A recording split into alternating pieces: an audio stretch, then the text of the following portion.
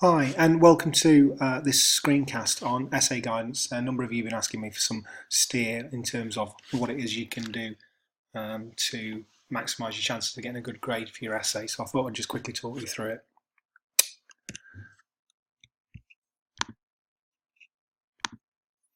So your essay is a 3,000 word reflective learning journal. It effectively, despite being a reflective learning journal, is just an essay. The word count is great, plus or minus 10%. The word count that will count is the one that comes from Microsoft Word. Sometimes when you transfer it into PebblePad, it sometimes checks a different word count, and that's okay. The essay is worth 100% of the overall mark, although it does form part of the completion of a portfolio that you're going to submit that includes all the online learning activities in the PebblePad portfolio. It would help if your essay itself flowed nice and smoothly from learner outcome to learner outcome.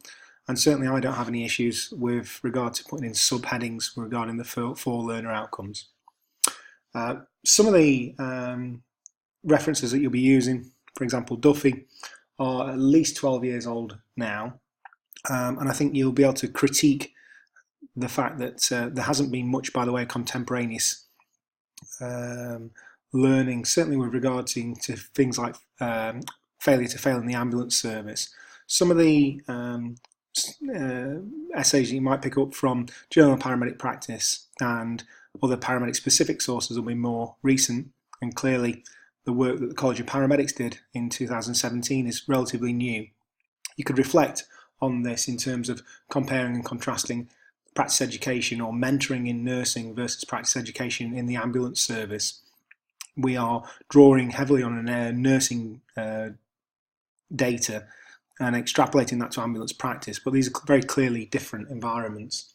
And certainly in terms of the expectations of critical evaluation at level 6, for Sam's essay you'll really need to drill into the validity, the reliability, the evidence base and such.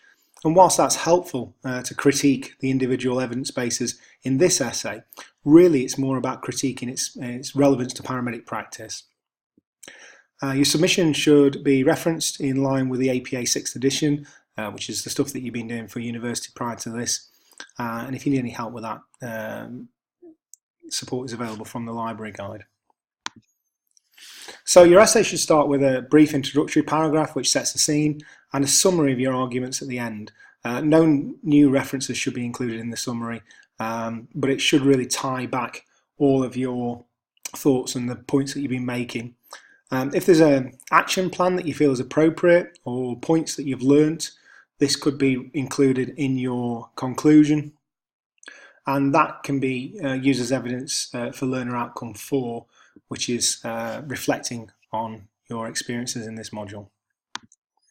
So if we look at learner outcome 1, learner outcome 1 says a critical reflective application, analysis of the application of current literature relating to practice education. So here you can critique, again, what the literature says, where it's coming from, how does it apply to paramedics, how much have we been doing as paramedics ourselves in terms of practice education, should we be doing more, what are the things that are influencing practice education in paramedic practice, certainly thinking really more about frontline ambulance practice because advanced roles are certainly something that seems to be emergent at the moment, although if you have any experience of that you could talk about it. You can discuss in this section learning theories. We talk a lot of time, we'll spend a lot of time talking about learning theories and how ubiquitous, how common they are in mentorship theory. But we're going to critique this and say, actually, does being a kinesthetic learner yourself influence whether you'd be able to mentor a read-write learner? And actually, how much does this really mean to us in terms of learning theories? Because one of the facets of the role of a practice educator is that of being a teacher. You could use the other facets of this to consider elements of what it is to be a practice educator. So you could structure it around those facets, but really it definitely needs to understand a critique of learning theories, and how do we make an effective learning environment for our students. So I've drawn from High First learning descriptor, which says you should have an excellent, well-structured discussion displaying a high level of critical awareness and evaluation through clear identification of the strengths and weaknesses of the principles and effective learning environment. You should really be talking about contemporaneous issues in practice, are clearly defined and differentiated, so argued for and against, and link back to your own practice. I appreciate that many of you have not had experiences of being a mentor prior to now. Certainly if you have other experiences from other areas of life, that would be acceptable. But your experiences as a student and stuff that you've learned from the Supporting the Underachieving Learner work book within the PebblePad portfolio may be relevant. However, what we're not looking for is a descriptive account of your experiences, although clearly that is relevant in terms of reflections. We're looking for you to link that back to evidence that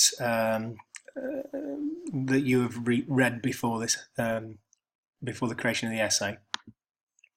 Learner Outcome 2 looks at the development of an action plan. And again, within your PebblePad portfolio, you'll be looking at action planning for learners, both students who are failing and those who may be progressing. Really the focus is on failing students. How do we help failing students turn around? How do we ensure that we don't miss failing students till the last 6 weeks of their programme? How do we ensure that we are protecting the profession and those people that go on to register as paramedics are actually safe to be paramedics? So again, you can make reference to the activities within the portfolio, and critically you need to be talking about the management of a failing student. And again, I've included a quote from What Would Achieve a High First there. Learner Outcome 3 relates to a discussion of the role of professional, regulatory and statutory bodies. The two you really must talk about within this learner outcome are the College of Paramedics and the Health and Care Professions Council. The College of Paramedics recently wrote a Practice Educators Handbook in 2017, and that was the initial attempt to define the standards that's required for a practice educator. And the Health and Care Professions Council, in their Standards for Education and Training Set 5, discuss briefly what standards practice educators or mentors should have. There are clearly other drivers in paramedicine, and if you can delve deeper into those to find other elements which are influencing practice education in paramedicine, then that would be useful. In terms of building criticality, it's a bit of a tricky knife edge to go on here. What I clearly don't want is a unsupported argument critiquing the ambulance service, but certainly it's evident that the number of practice educators are reducing, or rather that's not the case. The numbers of students are increasing, so it feels like there's increasing demand on practice educators. And increasingly people are being compelled, or it's part of a paramedic's job description now, to take on students. So it might be useful to discuss intrinsic and extrinsic motivation here. We did a Google search about that, and we found that there was a Journal of Paramedic Practice which related article which related to staff's attitudes regarding practice education, and also there was evidence to suggest that there were relatively few practice educators compared to a large number of undergraduate students now. So Learner Outcome 4 talks about a demonstration and improvement in self-performance and knowledge identified through deep self-reflection, and offering creative suggestions for improvements in mentor support and development. Again, we've put descriptors in for a high first. How you go about doing this is really up to you. Certainly I've seen effectively 3 ways that people have gone on to tackle this. So they've done 3 learner outcomes as separate and distinct things, and then the 4th learner outcome being a formal Gibbs type reflection at the end. whilst Gibbs reflections are good in terms of their ability to drill down, they don't offer much. What they offer in quality, they lack in quantity. So your Gibbs reflection would have to be fairly strong because it's quite wordy. If you wanted to do a Gibbs reflection and then make reference to it, then you could put that in an appendix. The other way that I've seen students tackle this is to use maybe a Driscoll's reflection and do a short what, so what, now what after each section, after each learner outcome. That was quite good. But what I personally would do, and there's no bias either way, but if I wrote this essay, I would make academic points and then link back to my own professional practice as I've seen fit. It's not dissimilar to what you would have done in FECP, DCECP. So reflect throughout the essay. Clearly, you won't be able to put structured reflections in, so you will run out of words if you try and do Gibbs or Driscoll's reflections all the way through your essay. But I think it will read quite well to really intersperse learner outcome for all the way through your essay. So I hope this has been useful. I'm going to upload it to your PebblePad site and put a module announcement in shortly.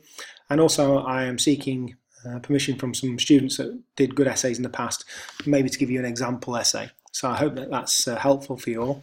If you have any further questions, please feel free to come back to us. Thanks.